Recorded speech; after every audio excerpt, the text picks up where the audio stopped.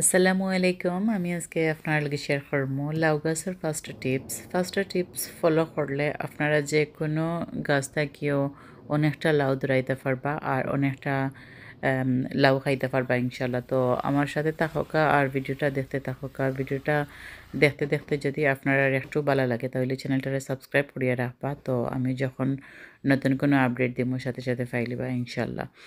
তো লাউ গাছ থেকে অনেকটা লাউ ধরাইতে যে কাজগুলা প্রথমে করা লাগে, লাউ গাছের মেনটেনিং করতে হয় বা লাউ গাছের পালা খাবার দিতে হয় বা প্রতি সপ্তাহ একবার করিয়া। প্রতি সপ্তাহ যদি আপনারা বালা খাবারগুলা দিন না লাউ গাছের মাঝে, তখন তেমন একটা লাউ আশা করতে পারত না আপনার লাউ প্লান্ট থেকে। তো আমি প্রতি সপ্তাহ তো একবার লাউ গাছ খাবারগুলা দেই, তখন আমার লাউ গাছের মাঝে অনেকটা লাউ ধরে দেখতে পারবা আপনারা। তো এর মাঝে দেখতে পাররা যে আমি কয়েকটা ফার্টিলাইজার নিয়েছি। আর যে পয়লা যে ফার্টিলাইজারটা দিলাম এটা হলো কি মাছের নাড়ি বুড়ি, তো ফ্রেশ মাছের নাড়ি বুড়ি এগুলা। তো ওগুলারে আমি দেই গাছের মাঝে, লাউ গাছের মাঝে, কারণ এগুলা দিলে গাছ থাকি দ্বিগুণ লাউ ধরে, অনেকটা লাউ কচি লাউ আয়। তারপরে দিলাম আমি ডিমর কুসা আর কলার কুসা। কলার যে বাকলটা আছে, বাকলরে আমি শুকাইয়া তারপর পাউডার বানাইছি। আর ডিমরেও আমি শুকাইয়া পাউডার করছি। তো দুইটা থেকেও আমি এক চামচের পরিমাণ, বড় চামচে এক চামচের পরিমাণ আমি একটা গাছও দেই। তারপর দিলাম আমি ফিশ ব্লাড অ্যান্ড বোন। তো যেটা কলার কুসা দিলাম এটা হলো কি পটাশিয়ামে অনেকটা ফুলকই ধরে গাছের মাঝে। আর ফিশ ব্লাড অ্যান্ড বোনও দিলাম, যেটা পাউডার বানানো আমার কিনা একটা। তো কিনা ফিশ ব্লাড অ্যান্ড বোনও দিতে পারবা, এটা দিলেও গাছের মাঝে অনেকটা ফুলকই আয়। তারপর নাইট্রোজেনের লাগি দিলাম গাছটা সুন্দর রাখার লাগি, গাছটা দ্রুত বাড়ার লাগি আমি দিলাম চিকেন ম্যানিওর দিলে গাছটা অনেক সুন্দর বাড়ে আর খুব সুন্দর দ্রুত বড় হয়ে এগুলা অনেকটা আগা পাতা ছাড়ে আর তার থাকি দ্বিগুণ ফসল মিলে। তারপর আমি গাছের মাঝে পানি দিলাম ওরকম পানি দিয়া আর উপরে একটা কম্পোস্ট দিলাম।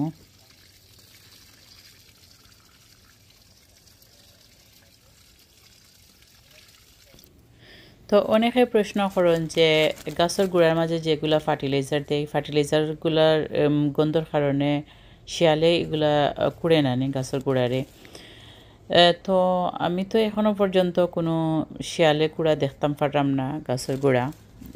অবশ্য কারণ আছে তার, কারণ আমি দেখতে পাররা যখন আমি ফার্টিলাইজারগুলো দেই, ফার্টিলাইজার দিয়া তারপর আমি ওরকম একটা কম্পোস্ট অথবা মাটি দিয়া চাপ দিয়া রাখি দেই, তখন আর ফার্টিলাইজারগুলো গন্ধ বাড়ায় না আর নিচে থেকে এগুলো ফসি যায়, ফসিয়া আর গাছটা শোষণ করলে খানিটা। তো এর কারণে হয়তো কোনো শিয়াল টিয়াল আয় না গার্ডেনও। আপনারা যদি ওরকম ট্রাই করে দেখবা, ফার্টিলাইজার দিয়া তারপর উপরে আবার একটা কম্পোস্ট অথবা মাটি দিয়া রাখবা, তখন আর ফার্টিলাইজারের কোনো গন্ধ বাড়াইতো নয়, আপনিও নিজেও খাইতে নাই বা শিয়ালেও খাইতো নাই, করতো না গাছের গোড়া। তো অতটুকু হইছে আমার গাছটা, আর কিছুদিন পরে আবারও আমি ভিডিওটা আপনার লোকে শেয়ার করবো।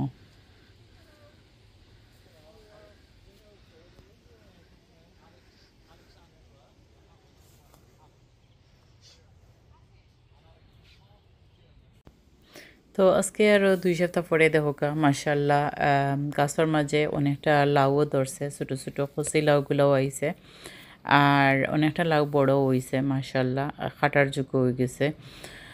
তো এখন দেখতে পারা অনেক পাতা গাছের মাঝে ছাড়ছে। তো এই পাতার কারণে গাছগুলার যে আম, আগাগুলা আছে বা শাখাগুলা আছে এগুলা বাইরে যার কি মাছার মাঝে থাকতে পারেন না। তো পাতাগুলো যদি কিছু খাটিয়া দেই তখন মাছার মাঝে গিয়া যে আগাগুলা আছে আগাগুলা মাছার মাঝে তাকিয়া লাউ ধরা শুরু করব, কারণ মাছও ছাড়া লাউ তেমন একটা ধরে না। তো এর মাঝে দেখতে পারা 2টা বাঁশ লাউ এক জায়গার মাঝে জোড়া বান্ধি আইছে, এগুলারে রাখছি আমি বিচর লাগি। আর বাংলা লাউও রাখছি একটা, আর তুম্বা লাউ আইছে মাশাল্লাহ 2টা। তো তুম্বা লাউ মাশাল্লাহ এটা একবারে ইয়াং, একবারে ছোটো রয়েছে খসি, নতুন আইছে, তো খারাকারা বড় হয়ে গেছে এগুলা। তো মাশাল্লাহ দেখতে পারবা একটা, এটা একটা তুম্বা লাউ অনেকটা ওজন হয়, 12 থেকে 13 কেজি ওরকম একটা লাউর মাঝে ওজন হয়। তো ওজনের কারণে লাউটা ছিঁড়িয়া পড়তো না করে আমি ওরকম বান্ধিয়ে রাখছি, কারণ এটা আমার বীজর লাউ। প্রথম যে লাউগুলা ধরে ওগুলারে আমি বীজর লাগি রাখি, যদি প্রথমগুলা বীজর লাগি রাখা হয় না, পরবর্তীতে এগুলা বীজগুলা পালা করি শক্তপুক্ত হয় না। এর কারণে আমি প্রথম যেগুলা লাউ ধরে গাছের মাঝে ওগুলারেও আমি রাখি দেই বীজর লাগি। তো আজকে দেখতে পাররা অনেকটা ফাতা গাছও, আর ফাতা থাকার কারণে ছোটো ছোটো কচি যে লাউগুলা ধরের এগুলা সূর্যর আলো ঢুকতে পারেন না, আর পরাগায়নও ঠিকমতো করাও না। তাই এখন আমি পাতাগুলারে কাটিয়া মাছটারে কিছুটা খালি করিয়া দিমো, তখন সাইডে দিয়ে যে লতগুলা বাইয়া ফড়ের ওগুলা আমি উপরে দিয়ে তুলিয়া দিলেইলে তো খুবই সুন্দর গিয়া এগুলা উপরে থাকি আবার লাউ ধরা শুরু করব, লতগুলা থাকি লাউ ধরা শুরু করবো ইনশাল্লাহ। তো অনেকটা পাতা কাটার পরে আমি আপনার লগে আবারও শেয়ার করবো।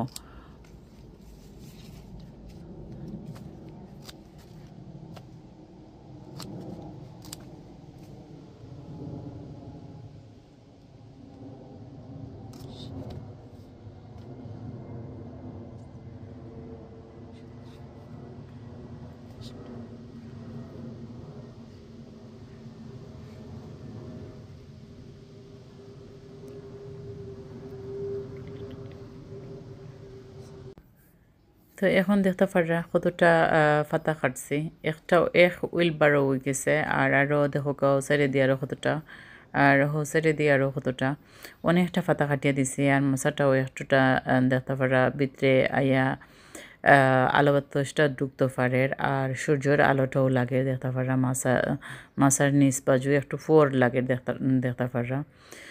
তো এখন যদি ছোটো ছোটো লাউগুলা এগুলারে পরাগায়ন করা যাইব, তো পরাগায়ন কিভাবে করা তা দেখোকা। ও যে লাউ আছে ছোট্ট যে স্ত্রী লাউ আছে, স্ত্রী লাউর উপরেও ধরবা না নিচেও ধরবা না কোনো সময়, দুইটার মাঝে টাচ করবা না। যে স্ট্যাম্প আছে স্ট্যাম্পর মাঝে কোনো সময় ধরতে পারবা, আর না ধরলেও আরও বেশি বালা।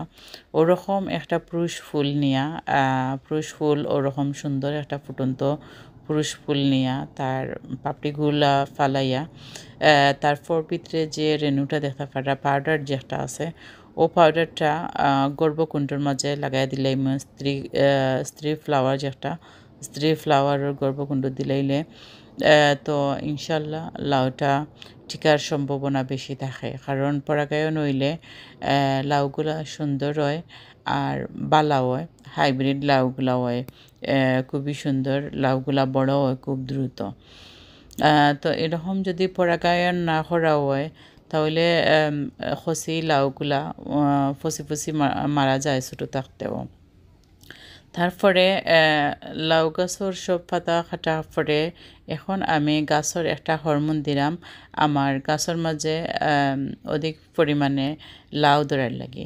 তো বেশি বেশি লাউ ধরার লাগে আমি গাছর হরমোন গাছও দিলাম, লাউ গাছর একটা হরমোন এক্সপ্রে করিয়া দিলাম। আর এই হরমোনটা হইল গিয়া একটা ফসা বাত যেটা বাতরে ভিজাইয়া রাখছিলাম এক সপ্তাহ ভিজাইয়া রাখিয়া তারপর বাতর যে বাতর ফানিটা আমি শাকিয়া লইছি, আর একটা পেঁয়াজ কুটছিয়া পেঁয়াজর যে রসটা আছে রোস্ট দিয়া আর পেঁয়াজর ফানি দিয়া আর বাতর ফানি এখানে বালা করে মিক্স করিয়া 1 লিটার বা 2 লিটার পানি যত ফুটা আপনার গার্ডেনও যত বড় গার্ডেন আছে সব প্লান্টের মাঝে আপনারা এক্সপ্রে করিয়া দিতে পারবা। তো ওরকম অনেক অনেক লাউ ধরবো, খসি লাউগুলা আপনার গার্ডেন লাউ গাছও ধরবো ইনশাল্লাহ এক্সপ্রে করিয়া দিলে।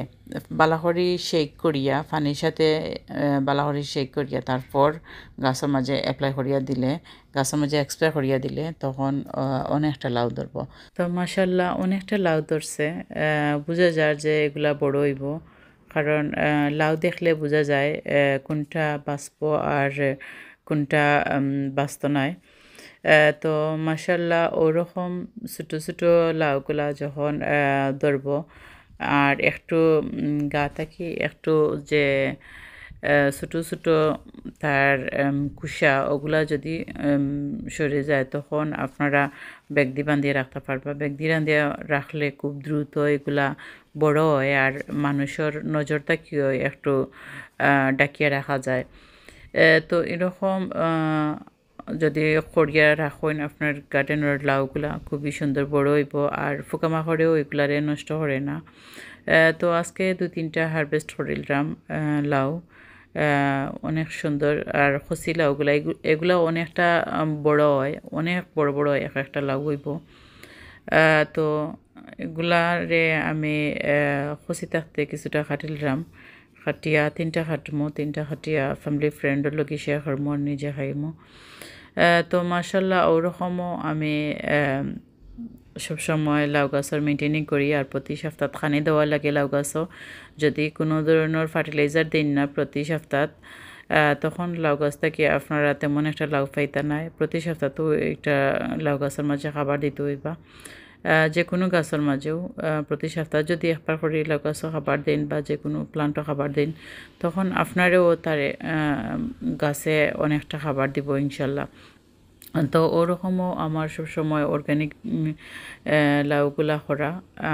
তো আমার ভিডিওটা আপনার কাছে কিলা লাগলো, যদি ভালো লাগে অবশ্যই একটা লাইক দিবা আর পরবর্তী ভিডিও পাওয়ার লাগি চ্যানেলটা সাবস্ক্রাইব করিয়া রাখবা। এত সময় আমার সাথে তাকিয়া ভিডিওটা দেখার লাগি অনেক অনেক ধন্যবাদ। আসসালামু আলাইকুম।